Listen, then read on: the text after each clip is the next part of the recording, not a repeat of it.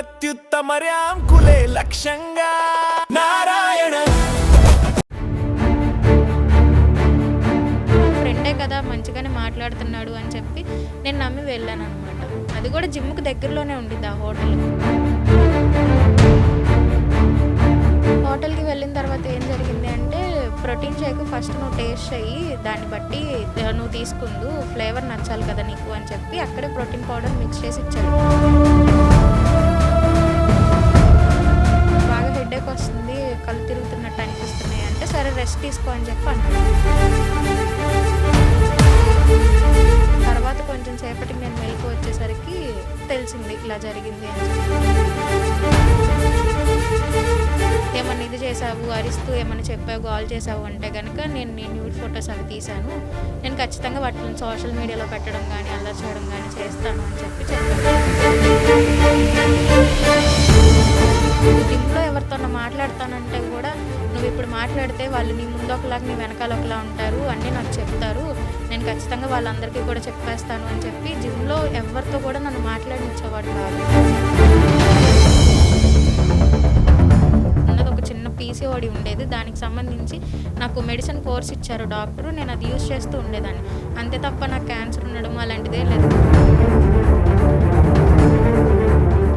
బరువు తగ్గడం కోసం జిమ్కి వెళ్తే మాయ మాటలు చెప్పి రూమ్కి తీసుకెళ్లి అత్యాచారం చేశాడని విజయవాడలో ఒక యువతి కంప్లైంట్ ఇచ్చే విషయం తెలిసిందే కదా. దానికి సంబంధించి జిమ్ కోచ్ ఆరోపణలు ఎదుర్కొంటున్న జిమ్ కోచ్ దగ్గర కూడా వివరణ తీసుకున్నాం. ఆయన ఒక స్పెషల్ వెర్షన్, ఒక స్టోరీ చెప్పాడు. అయితే అసలు ఆయన చెప్పింది నిజం కాదు, అసలు నేను ఇచ్చిన కంప్లైంట్లో ఇచ్చిందే వాస్తవం, అసలు ఏం జరిగిందో చెప్తానని చెప్పి బాధితురాలు సుమన్ టీవీ స్టూడియోకి వచ్చారు. ప్రస్తుతం బాధితురాలు మనతో ఉన్నారు.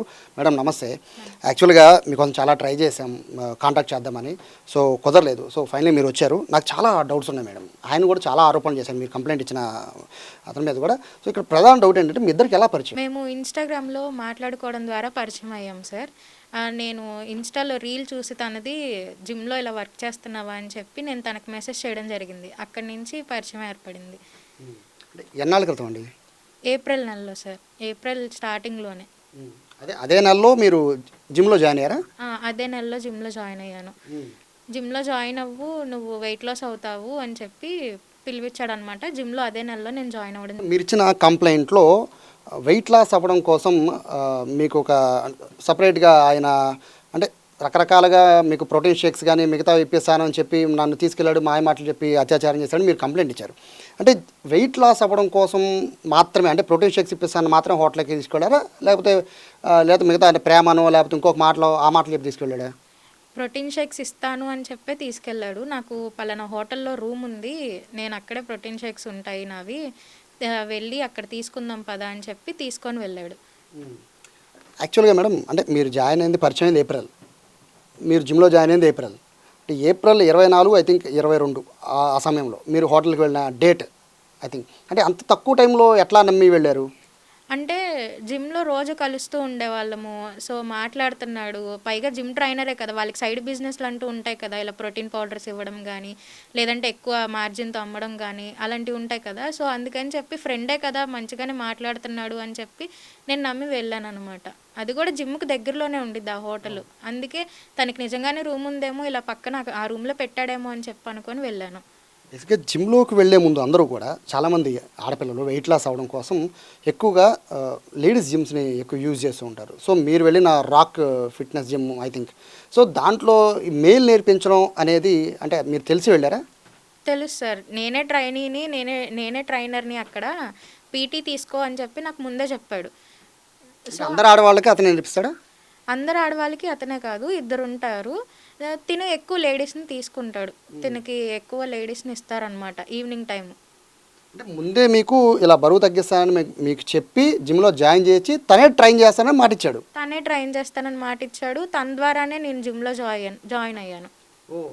సో అంటే ఇక్కడ మరొక డౌట్ ఏంటంటే హోటల్కి వెళ్ళిన టైం, సో తను కూడా దాన్ని మెన్షన్ చేస్తున్నారు, టైం ఈవినింగ్ 8 o'clock 7 o'clock అని చెప్తున్నారు. సో ఆ టైంలో హోటల్కి ఎందుకు అనేది చెక్ ఇన్ టైం కూడా అదే చూపిస్తుంది. సో అంటే ఆ టైంలో పర్టికులర్ ఎందుకు వెళ్ళినట్టు? చెక్ ఇన్ టైం ఆ టైం కాదు సార్, చెక్ ఇన్ టైం అనేది 12-12:30 ఇన్ బిట్వీన్లోనే.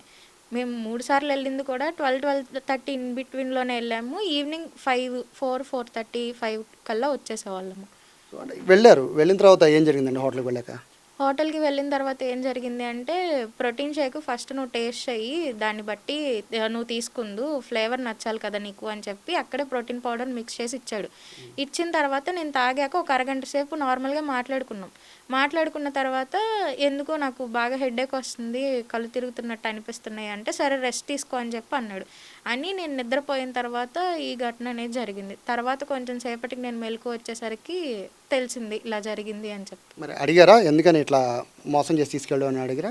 అడిగాను, ఎందుకు ఇలా మోసం చేసి తీసుకెళ్ళావు, నాకిప్పుడు ఈ జీవితం ఇదైపోయినట్టే కదా ఏంటి అని చెప్పంటే, ఈ రోజుల్లో ఇదంతా కామన్, నువ్వు ఇప్పుడు ఎందుకు అంత ఇష్యూ చేస్తున్నావు, నువ్వు ఇష్యూ చేసి ఏమన్నా ఇది చేసావు, అరిస్తూ ఏమన్నా చెప్పావు, గోల్ చేసావు అంటే కనుక నేను న్యూడ్ ఫొటోస్ అవి తీశాను, నేను ఖచ్చితంగా వాటిని సోషల్ మీడియాలో పెట్టడం కానీ అల్లరి చేయడం కానీ చేస్తాను అని చెప్పి చెప్పాడు.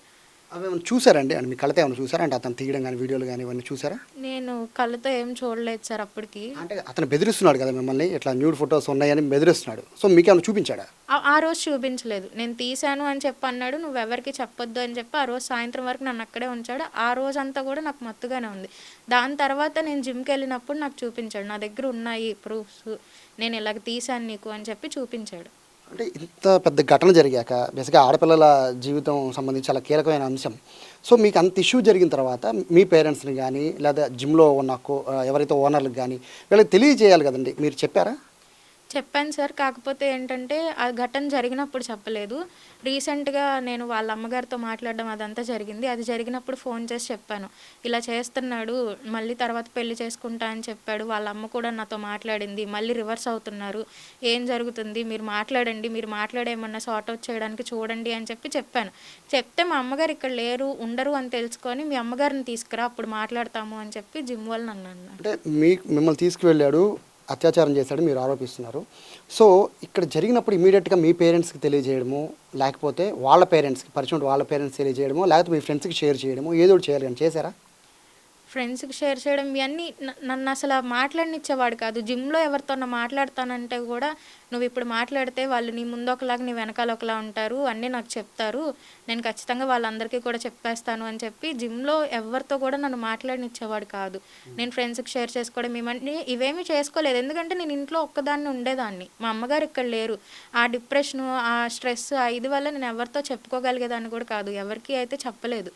వాళ్ళ అమ్మగారికి మాత్రం ఇంకా మూడోసారి జరిగిన తర్వాత నా వల్ల ఇంకా కాదు, కొట్టడాలు కొరకడాలు అవన్నీ ఎక్కువైపోయాయి అని చెప్పి డైరెక్ట్గా వెళ్ళి ఇదిగోండి ఇలా చేశాడు అని చెప్పి చూపించడం కూడా జరిగింది. అతను నిన్న ఒక పెద్ద స్టోరీ చెప్పాడండి మాకు. యాక్చువల్గా స్టోరీ అని అందరికీ తెలిసిపోతుంది, బట్ అది నిజానిజాలని పోలీసులు ఎంక్వైరీలో ఉంటాయి. మీకు ఏదో క్యాన్సర్ అను, సో నేను చివరి దశలో ఉన్నానను, సో ఇక నాకు ఎట్లా కోరికలు వస్తున్నాయను, ఇట్లా మీరు వెళ్ళి మీరే రిక్వెస్ట్ చేసినట్టు, మీరే బలవంతంగా తన రూమ్ పిలిచినట్టు ఒక కథ చెప్పాడు ఆయన. సో దాంట్లో ఎంతవరకు నుంచి ఉంది? క్యాన్సర్ ఉన్నోళ్ళు ఎలా ఉంటారు అన్నది ఎవరికన్నా తెలిసిపోయింది సార్. క్యాన్సర్ లాంటివి నాకు అసలు ఎలాంటివి లేవు. నాకున్నది ఒక చిన్న పీసీఓడి ఉండేది, దానికి సంబంధించి నాకు మెడిసిన్ కోర్స్ ఇచ్చారు డాక్టరు, నేను అది యూస్ చేస్తూ ఉండేదాన్ని, అంతే తప్ప నాకు క్యాన్సర్ ఉండడం అలాంటిది ఏం లేదు. క్యాన్సర్ ఉన్నోళ్ళు ఎవరు కూడా జిమ్కి వెళ్ళి వెయిట్ లిఫ్ట్లు చేయడం ఇవేమీ చేయరు కదా సార్. మనిషి తెలిసిపోద్ది, లాస్ట్ స్టేజ్ ఆఫ్ క్యాన్సర్ అంటే ఖచ్చితంగా హెయిర్ లాస్ అవ్వడము అదంతా తెలిసిపోద్ది. అంత ఈజీగా ఎవరు నమ్మరు కదా సార్ క్యాన్సర్ ఉంది అని చెప్పంటే. సో అంటే మీ అమ్మగారికి తెలుసని కొన్ని మెసేజ్ చూపించాడండి, మీ అమ్మగారు ఏదో చాట్ చేసినట్టు, మా అమ్మాయికి చివరి ఈ సందర్భంలో మంచిగా చూసుకో, సంతోషంగా ఉంచు, ఇంతకుమించి చెప్పలేను అని ఏదో పెద్ద చాట్ చూపించాడు, అది నిజమేనండి? అది అసలు మా అమ్మగారికి ఆ అబ్బాయి ఎవరో కూడా తెలియదు సార్. మా అమ్మగారికి ఇప్పటి వరకు నేను కేసు పెట్టింది కానీ ఇలా జరిగింది కానీ ఏది కూడా తెలీదు. ఎప్పుడైతే మీడియాలోకి ప్రచారం రావడం జరిగిందో ఆ రోజు నేను ధైర్యం చేసుకొని మా అమ్మకి మెసేజ్ పెట్టాను, ఇది ఏదైతే ఘటన జరుగుతుందో అది నాదే, నన్నే ఇలా రేప్ చేసింది, నేను నీకు చెప్పుకోలేకపోతున్నాను, అందుకే నీకు మెసేజ్ పెడుతున్నానని మా అమ్మగారికి నా అంతటి నేనే ఆ రోజు చెప్పుకున్నాను మెసేజ్ల ద్వారా తప్ప ఆ అబ్బాయి ఎవరో మా అమ్మకి తెలీదు. మరి చూపించిన స్క్రీన్ షాట్స్ అవన్నీ ఏంటండి? ఆ స్క్రీన్ షాట్స్ ఎలా ఇది చేసుకున్నాడో నాకు తెలియదు కానీ మా అమ్మ పేరు తెలుసు, ఇలా పలానా ఐడి ఉండిద్ది అని తెలుసు కానీ ఆ అబ్బాయికి మా అమ్మ మెసేజ్ పెట్టడం కానీ అవి ఏమీ కూడా జరగలేదు. మా అమ్మ ఇక్కడ లేరు, అక్కడి నుంచి ఆ అబ్బాయిని ఎవరు అని తెలుసుకొని అంత చేయాల్సిన అవసరం అయితే మా అమ్మకి లేదు. ముందు నేను అసలు మా అమ్మకి ఏ విషయం కూడా చెప్పలేదు ఆమె మెసేజ్ పెట్టడానికి. కానీ ఆ అబ్బాయి ఎలాంటి ఎలిగేషన్ వేస్తున్నాడంటే ఫీలింగ్స్ వస్తున్నాయి వెళ్ళమని మా అమ్మ పంపించింది అంటున్నాడు. ఏ కన్న తల్లి కూడా ఇలాగ వెళ్ళు, మా అమ్మాయికి ఫీలింగ్స్ వస్తున్నాయి, ఇంటికి వెళ్ళు, రూమ్కి వెళ్ళు అని చెప్పడాలు అలాంటివి ఎవ్వరు కూడా చేయరు. అయితే ఇక్కడ మరొక ఆరోపణ ఏంటంటే అంటే అతనికి మీరు ఇచ్చిన రిపోర్ట్లో కంప్లైంట్ రిపోర్ట్లో చూస్తుంటే డబ్బులు డిమాండ్ చేశాడు వేశాను అంటున్నారు. బట్ అతనేమో బీర్ కొనుక్కో అని డబ్బులు మీరే వేసినట్టు, నేను ఒక బార్ దగ్గర ఉన్నానంటే మీరే వెళ్ళి బీర్ తెచ్చుకొని డబ్బులు వేసినట్టు, సో అవన్నీ నా దగ్గర కాల్ రికార్డ్స్ ఉన్నాయి అవన్నీ అని చెప్తున్నాడు. అది ఎంతవరకు నిజమండి ఆ డబ్బులు వేయడం ట్రాన్సాక్షన్ గురించి? ట్రాన్సాక్షన్స్ అన్నీ కూడా నేను పలానా ప్రోటీన్ పౌడర్ కొనుక్కోవాలి, నాకు ప్రీ వర్కౌట్ కావాలి, నాకు ఇది నువ్వు కొనిపెట్టు అని చెప్పి నా ద్వారా కొనిపెట్టించుకొని వేయించుకున్నాడు. కానీ 2000, 1000, 1500 అలాగా తనకి ఏమైతే కావాలో అవి నన్ను బెదిరించి తీసుకున్నాడు. అంతే తప్ప నువ్వు వెళ్ళు, నువ్వు తాగు అని చెప్పి నేనైతే ఏ రోజు చెప్పింది లేదు. 10,000కి మించి ఉండవు గట్టికి కొడితే అంటున్నాడు. మొత్తం కలిపి 19,600 ఉన్నాయి అన్నీ కూడా. ట్రాప్ చేసే ఆవిడ నన్ను ట్రాప్ చేసింది అని చాలా పెద్ద వర్డ్ ఉపయోగించాడు. సో మీరు ట్రాప్ చేశారని చెప్పి మీరు అంటున్నారు. సో ట్రాప్ అనేది అని మీరు ఎలా భావిస్తున్నారు? ట్రాప్ అన్నట్టు ట్రాప్ అనేది నేను ఎలా భావిస్తున్నాను అంటే తను జిమ్కి పిలవడం కానీ అలాగా ప్లాన్డ్గా చేసినట్టే, పలానా రూమ్కి రమ్మండం కానీ ప్రోటీన్ పౌడర్ కలిపి ఇవ్వడం కానీ ఇదంతా కూడా ప్లాన్డ్గా చేసినట్టే ఉంది. ఎందుకంటే డబ్బులు ఉన్నాయి ఈ అమ్మాయి దగ్గర, వీళ్ళ మమ్మీ స్టేట్స్లో ఉంటారు, ఈ అమ్మాయికి చుట్టుపక్కల ఎవరు లేరు, తను ఒక్కతే ఇంట్లో ఉంటుంది అని ప్రతిదీ ఆయనకి తెలుసు కాబట్టి నన్ను ట్రాప్ చేశాడని నేను చెప్పగలను. తనని ట్రాప్ చేయాలి అంటే తన దగ్గర డబ్బుల కోసం ట్రాప్ చేయాలా, దేనికోసం ట్రాప్ చేయాలి? తన దగ్గర ఏమీ లేవు కాబట్టి ట్రాన్సాక్షన్స్ అన్నీ నా దగ్గర నుంచే ఉన్నాయి. ఫోన్ నా చేత కొనిపెట్టుకున్నాడు. తనని ట్రాప్ చేయాలంటే తన దగ్గర ఏమన్నా ఉంటే మనం ట్రాప్ చేయడానికి ఉంటుంది. అబ్బాయికి బట్టలు కూడా లేవని చెప్పి నాకు బట్టలు కొనిపెట్టు నువ్వు అని చెప్పి నన్ను తీసుకెళ్ళి పలానా జూడియో దగ్గరికి ఆ అబ్బాయి బట్టలు కూడా కొనిపెట్టుకున్నాడు. ఇంకా నేను దేనికోసం ట్రాప్ చేస్తాను? ప్రేమ అనే కోణం ఏమన్నా వచ్చిందని అంటే మీరు చెప్తున్న దాని ప్రకారం, అంటే మీరు చెప్తున్న మాటల ప్రకారం అంటే ప్రేమించాను అనే ఉన్న చెప్పడం కానీ లేదా పెళ్లి చేసుకుంటాను అని చెప్పడం కానీ, ఎందుకంటే ఒక ఆడపిల్ల స్వయంగా వెళ్ళడం అనేది జరిగే అసంభవం, చాలా తక్కువ సందర్భాల్లోనే జరుగుతుంది. అంతటా మీరే నమ్మి వెళ్ళి అతనితో కాసేపు ఉండడం లేదా అతనితో మాట్లాడడం, సో అతను సింగిల్గా జిమ్ అంటే ట్రైనింగ్ సో అతనితో ఇప్పించడం, ఇవన్నీ చూస్తుంటే ప్రేమ కానీ లేకపోతే పెళ్లి చేసుకుంటాను కానీ ఈ చర్చలు ఏమైనా వచ్చాయా? స్టార్టింగ్లో అవేం లేవు సార్, ఫ్రెండ్ అని చెప్పి అన్నాడు. ఇదంతా బలవంతం, ఇదంతా జరిగిపోయిన తర్వాత ఇప్పుడు ఏంటి నా లైఫ్ నాశనం అయిపోయినట్టే కదా, నువ్వు మళ్ళీ ఇలాగ చేస్తున్నావు, ప్రూఫ్స్ అంటున్నావు, నన్ను కనీసం ఎవరితో అన్నా చెప్పుకొని ఇవ్వట్లేదు, నాకు ఇది చాలా ఇదిగా ఉంది, నేను ఏమన్నా చేసుకున్నా ఇదే కదా అంటే, నువ్వు అలాంటి ఏం చేసుకోకు, నేను నిన్ను పెళ్లి చేసుకుంటాను, నువ్వు ఏ పెంట చేయకుండా ఎవరికి చెప్పకుండా ఉంటే నేను నిన్ను పెళ్లి చేసుకుంటాను అని చెప్పాడు. ఇది ఎప్పుడు చెప్పాడండి? ఇది గొడవలు జరుగుతున్నప్పుడే, ఎప్పుడైతే మూడోసారి జరిగిందో అప్పుడే చెప్పాడు. నువ్వు ఇంత టార్చర్ చేస్తున్నావు నన్ను అని చెప్పంటే ఆ రోజు సాయంత్రమే నాకు మెసేజ్ పెట్టాడు, పెళ్లి చేసుకుందాం మనము అని చెప్పి. స్టార్టింగ్లో నీదేంటి ఫ్రెండ్షిప్ అని మాట్లాడి నేను ఎంతమంది అమ్మాయిలతో మాట్లాడానో 20 మంది అమ్మాయిల దాకా నో చెప్పాను నేను, నాకు ఎవరి మీద అలాంటి ఫీలింగ్స్ రాలేదు, ఆ స్క్రీన్ షాట్లు కూడా నా దగ్గర ఉన్నాయి, కానీ నీ మీదే అలాంటి ఫీలింగ్స్ వస్తున్నాయి అని చెప్పి కొంచెం ఫ్లర్ట్ చేయడానికి చూశాడు. అదంతా జరిగింది. కానీ నేను ఏ రకంగానూ కూడా రెస్పాండ్ అవ్వలేదు. తర్వాత ఇంకా చివరికి వచ్చిన తర్వాత నేను అందరికీ చెప్పేస్తాను అని చెప్పినప్పుడు నాకు చెప్పాడనమాట, పెళ్లి చేసుకుందాం మనము, కానీ ఇంటర్ క్యాస్ట్ మ్యారేజ్ల్లో చుట్టాలందరూ మనల్ని చూస్తారు, మనం ఇంటర్ క్యాస్ట్ మ్యారేజ్ చేసుకున్నామంటే ఇంకా నువ్వు ఇలాంటివి చెప్పావంటే కనుక నీ పరువు ఇంకా పోయిద్ది, కాబట్టి నువ్వెవరికి ఏం చెప్పకుండా ఉంటా అంటే నేను పెళ్లి చేసుకుంటాను అని చెప్పాడు. ఇంత జరిగింది, ఏప్రిల్, మే, జూన్, జూలై వచ్చింది. సో ఇంత ఇష్యూ జరుగుతుందని మీ అమ్మగారు మీరు ఎప్పుడు చెప్పారు? జూన్ ఈ కేసు అయిన తర్వాత మీడియా ఎప్పుడైతే బయట పెట్టిందో, ఆ అబ్బాయి వీడియో ఎప్పుడైతే బయటకు వచ్చిందో ఆ రోజు సాయంత్రం చెప్పాను నేను. ఎందుకని ఇంత డిలే చేశారు? కన్న తల్లిదండ్రులకి చెప్పాలి ఖచ్చితంగా, ఏది జరిగినా కూడా. ఆడపిల్లలకి అందరికీ ఇప్పుడు చెప్తుంది అదే, సమాజంలో ఏం జరిగినా కూడా ముందు మీ తల్లిదండ్రులు చెప్పండి అని అందరికీ చెప్తున్నాం. సో అన్ని ఇలాంటి వీడియోలు చూస్తున్నారు, మీరు టీచర్ అని తెలిసిన, ప్రైవేట్ టీచర్ అని, మరి మీకు కూడా ఎడ్యుకేషన్ మీద ఇంత నాలెడ్జ్ ఉంది, సో పిల్లలకి మీరు కూడా చెప్తుంటారు కదా, మీ తల్లిదండ్రులు ఎందుకు అప్రోచ్ అవ్వలేదు? నేను భయపడ్డాను ఫస్ట్ ఆఫ్ ఆల్, ఎందుకు ఇలా చేసావు అని ఏమన్నా అనిద్దేమో, ఎందుకంటే ఆమె దేశం కందేశంలో ఉంది. ఇప్పుడు నేను ఏమన్నా చెప్పినా సరే ఒకగానొక కూతురు కదా ఏంటి ఇలా అయింది అని ఆమెకు అక్కడ ఏమన్నా జరిగినా సరే నేను ఇబ్బంది పడాల్సి వచ్చింది అని చెప్పి నేను భయపడి నేను చెప్పలేదు బయటికి. ఇందులో రాక్ ఫిట్నెస్ జిమ్ వాళ్ళ గురించి నేను వాళ్ళతో మాట్లాడుతుంటే మాకు జిమ్కి వాళ్ళకి ఏ సంబంధం లేదు అంటున్నారు. సో మీరు అటు జిమ్లో జాయిన్ అయిన తర్వాత కంటిన్యూ అయ్యారా? కంటిన్యూ అయ్యాను జిమ్. సో అయినప్పుడు ఇట్లా మీ కోచ్ ఎట్లా చేశాడు, లేకపోతే ఇట్లా బ్లాక్మెయిల్ చేస్తున్నాడు, ఫోటోలు ఉన్నాయి అనే విషయం వాళ్ళకి చెప్పారా? వాళ్ళకి కోచ్ బ్లాక్‌మెయిల్ చేస్తున్నప్పుడు చెప్పలేదు. కానీ పెళ్లి అనుకున్నప్పుడు వాళ్ళ అమ్మగారు రివర్స్ అయ్యారు నా మీద. అప్పుడు ఫోన్ చేసి చెప్పాను. ఇలా జరిగింది నాకు. పెళ్లి అనగానే ఇలా రివర్స్ అవుతున్నారు అని చెప్పి వాళ్ళకి ఫోన్ చేసి చెప్పినప్పుడు ఆయన నాతో కొంచెం పాజిటివ్‌గానే మాట్లాడారు. మరి అలాంటప్పుడు ఎందుకు తిరిగాడు నీతో? అలా తిరగకూడదు కదా! ఎందుకు చేసుకోనంటున్నాడు పెళ్లి? చేసుకోవాలి కదా! అని చెప్పి పాజిటివ్‌గానే మాట్లాడారు. మాట్లాడిన తర్వాత వాళ్ళ వైఫ్‌కి నేను మళ్ళీ కాంటాక్ట్ అయినప్పుడు మీ అమ్మగారిని తీసుకురా. మీ అమ్మగారిని తీసుకొస్తే అప్పుడు నేను మాట్లాడతాను. వాళ్ళ అమ్మ, నాన్నని మీ అమ్మని కూర్చోపెట్టి అప్పుడు నేను మాట్లాడతాను. మీరిద్దరూ మాట్లాడుకోవడం కాదు అని చెప్పారు. దాని తర్వాత నాకు కొంతమంది ద్వారా తెలిసింది ఏంటంటే, నేనేదో ఆ అబ్బాయికి మందు పెట్టాను అని చెప్పి ఎవరో దగ్గరికి తీసుకెళ్ళి పసరు పూపిచ్చి మందు పెట్టాను అని కూడా చూపించారంట ఆ జిమ్ వాళ్ళే. అది నాకు తర్వాత తెలిసింది. ఇదంతా తెలిసి కూడా నాకు ఇప్పుడేం తెలీదు అంటున్నారు. నిన్న ఆయన చేసిన చాలా అలిగేషన్స్ చేశారు మీ మీద. నిన్న జరిగిన దాని మీద ఆయన క్యాన్సర్ అని చెప్పడం, లేదా పేమెంట్ తనే వేయడమని చెప్పడం, తనే నన్ను రమ్మని చెప్పడం, బలవంతంగా నేను వెళ్ళాలని, ఇలా చాలా ఆరోపణలు చేశారండి. దాన్ని మొత్తం విన్నారా? ఇంటర్వ్యూ మొత్తం విన్నారు కదా? సో అందుట్లో మీరేం చెప్పదలుచుకున్నారు మొత్తం ఇంటర్వ్యూ మీద? బలవంతం చేసేంత చిన్నపిల్లోడు తను కాదు. బలవంతంగా నువ్వు రా నా దగ్గరికి అని చెప్పి అడిగే అంత ఇది కూడా తన దగ్గర లేదు. ట్రాప్ చేయాలన్నా సరే ఎవరన్నా పెద్దోళ్ళనో లేకపోతే ఎవరన్నా డబ్బున్నోళ్ళనో ట్రాప్ చేస్తారు కానీ అలాంటి వాళ్ళని ఎందుకు ట్రాప్ చేస్తారు? మీరు ఒకసారి వాళ్ళ ఇల్లు చూడండి. అసలు అది చూస్తేనే తెలిసిపోయిద్ది. ఇంకొకటి ఏంటంటే ఎలిగేషన్స్ ఎలా వేస్తున్నారంటే మా నాన్నగారు ఉన్నారు. మా నాన్నగారు బీఆర్టీఎస్ రోడ్డు మీదకి వచ్చి మా నాన్నగారు తనని డబ్బులు అడిగారు, డిమాండ్ చేశారు అని చెప్పి ఎలిగేషన్స్ వేస్తున్నారు. నాకు చిన్నప్పుడే మా అమ్మ డివోర్స్ తీసేసుకున్నారు. నాకు నాన్న అనేవాళ్ళే లేరు. అలాంటిది మా నాన్నగారు ఆయన దగ్గరికి వెళ్ళి డబ్బులు అడగడం, డిమాండ్ చేయడం అనేది అసలు జరగని పని. ఎలిగేషన్స్ వేస్తున్నారు కానీ ప్రూఫ్స్ చూపించలేకపోతున్నారు. ఎందుకంటే దానికి తగిన ప్రూఫ్ లేదు. కాబట్టి ఆయన ఎలిగేషన్స్ నోటికొచ్చినట్టు చెప్పేసి ప్రూఫ్స్ లేకుండా నేను ఇప్పటివరకు మీడియా దగ్గరికి రావాలి, మాట్లాడాలి అని అనుకోలేదు. ఇంత జరిగిద్ది అని ఎక్స్పెక్ట్ చేయలేదు కాబట్టి నేను ఎవరికి చెప్పుకోలేదు. లేదంటే మా మామయ్య వాళ్ళకి చెప్పడము, మా అమ్మమ్మ గారికి వీళ్ళందరికీ చెప్పడము ఏదో ఒకటి చేసేదాన్ని. ఆడపిల్ల మ్యాటర్ కదా, సెన్సిటివ్ కదా, బయటికి రాదు అని అనుకున్నాను కానీ ఆ మీడియాకు వచ్చిన తర్వాతే తెలిసింది ఇంత జరిగిద్ది అని చెప్పి. ఆ ఎలిగేషన్స్ ద్వారా నేను ఇప్పుడు బయటకు వచ్చి మాట్లాడాల్సి వస్తుంది. సో పెళ్లి విషయానికి వస్తే అదే ప్రశ్న నేను అడిగితే, సో తను నన్నే ఎట్లా చేసింది, సో నాకంటే ముందు ఎంతమంది ఎన్నో మోసం చేసిందో అనే ఒక వర్డ్ అతను యూజ్ చేశారు. సో దాని మీద ఏం చెప్తారు? అసలు తనకంటే ముందు నేను ఎవరితో మాట్లాడలేదు. ఆ విషయం తనకు కూడా తెలుసు. అలాంటి ప్రూఫ్‌లు కూడా తను ఆ మాట అనే ధైర్యం ఎలా చేశాడో కూడా నాకు అర్థం కాలేదు. నేను ఎళ్తే స్కూల్‌కెళ్ళేదాన్ని, లేకపోతే ఇంట్లో ఉండేదాన్ని.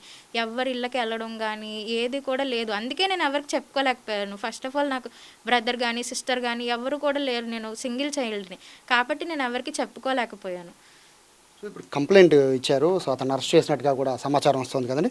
అంటే ఏమి డిమాండ్, అంటే అతని అరెస్ట్‌తో మీకు న్యాయం జరుగుతుంది అనుకుంటున్నారా? మీ డిమాండ్ ఏంటి? అరెస్ట్‌తో న్యాయం జరుగుద్ది నేను అసలు కేసు పెట్టే ముందు ఏమనుకున్నానంటే, జరగాల్సిన నష్టం ఏదో జరిగిపోయింది. పెళ్లి చేసుకోనంటున్నాడు. కాబట్టి పోలీసుల దగ్గరికెళ్ళి న్యాయం అడుగుదాము అని చెప్పి నేను వెళ్ళాను. వెళ్ళిన తర్వాత 18వ తారీఖు నేను కేసు ఫైల్ చేశాను. ఎఫ్ఐఆర్ కట్టారు. దానికి ముందే కేసు ఫైల్ చేసిన రోజు ఏం జరిగిందంటే పిలిచారు తన్ని. పిలిచి సిఐ గారు ఇలా నీ మీద ఒక కంప్లైంట్ వచ్చింది. ఆ అమ్మాయిని పెళ్లి చేసుకుంటావు అని అడిగితే నేను చేసుకోను ఆ అమ్మాయిని. నేను మా కమ్యూనిటీకి చెందిన అమ్మాయినే చేసుకుంటానని చెప్పి ఒక ఫోటో చూపించారంట. ఆ విషయం సిఐ గారు నాకు తర్వాత రోజు చెప్తే సరే ఎఫ్ఐఆర్ కట్టేయండి. నాకు వద్దింకా అని చెప్పి ఎఫ్ఐఆర్ కట్టేశారు. పెళ్లి చేసుకోమని అడిగాను. సిఐ గారు కూడా పిలిచి అదే అడిగారు. పెళ్లి చేసుకుంటా అంటే చెప్పు, మాట్లాడతాము. ఈ కేసు ఇప్పటితో అయిపోయిద్ది అని చెప్పి అడిగారు. అడిగితే ఆయనతో కూడా నేను చేసుకోను, నేను ఆ అమ్మాయిని పెళ్లి చేసుకోను, నాకు వేరే మ్యాచ్ ఫిక్స్ అయిపోయింది, మా కమ్యూనిటీ అమ్మాయి ఈ అమ్మాయి అని చెప్పి చూపించారంట ఫోటో. ఆ విషయం నాకు సిఐ గారు చెప్పారు నెక్స్ట్ డే నేను వెళ్ళినప్పుడు. సరే అమ్మ నేను కట్టేస్తాను, ఎందుకంటే ఆ అబ్బాయి వినట్లేదు, ఇలా మాట్లాడుతున్నాడు, నాతో కూడా అలా మాట్లాడాడు, నేను చేసుకోను అన్నట్టు గట్టిగా మాట్లాడాడు, కాబట్టి కేసు ఫైల్ చేసేద్దాము, కట్టేద్దాం అని చెప్పి సిఐ గారే అప్పుడు ఆ రోజే ఎఫ్ఐఆర్ ఫైల్ చేసేయడం జరిగింది. కానీ ఎఫ్ఐఆర్ ఫైల్ చేయగానే ఏం చేశారంటే తనని తీసుకోలేదు అదుపులోకి. తీసుకోకపోవడం వల్ల తను బయటకు వచ్చి మాట్లాడే ఛాన్స్ దొరికింది. కానీ 18వ తారీఖు ఎఫ్ఐఆర్ ఫైల్ అయితే ఆ అబ్బాయికి కేసు పెడుతున్నారు అని తెలిసిన తర్వాత కూడా ఎవరిని అప్రోచ్ అవ్వడం కానీ ఏది జరగకుండా 2 రోజుల తర్వాత బయటకు వచ్చి సెల్ఫ్ వీడియో రిలీజ్ చేయడము, ఇలా ఈ అమ్మాయి చేసింది అని చెప్పడము జరిగింది. అది కూడా ఎప్పుడు మీడియా అబ్బాయిని బయట పెట్టిన తర్వాత ఆ రోజు కూడా వెంటనే ఏం రియాక్ట్ అవ్వకుండా నెక్స్ట్ డేకి ఎవరో ఏదో సలహాలు ఇస్తే మధ్యాహ్నానికి తను అలా వీడియో పెట్టి ఈలోపు ఏదో స్క్రీన్ షాట్లు సృష్టించుకొని పెట్టడం అనేది జరిగింది. ఫైనల్గా చెప్పండి, మీ ఫ్యామిలీకి అండ్ వాళ్ళ ఫ్యామిలీకి ఏమైనా చెప్పదలుచుకున్నారా?